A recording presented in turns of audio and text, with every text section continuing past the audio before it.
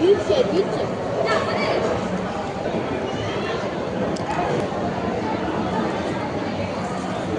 এটা থেকে ওটা নিয়ে একটু দে, একটুখানি দে।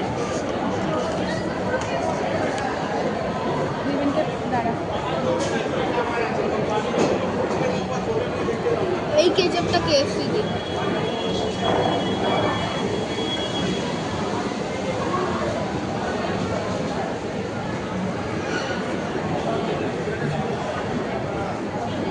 ঠিক আছে, যা সাইজ দিয়েছে 8 পিসের।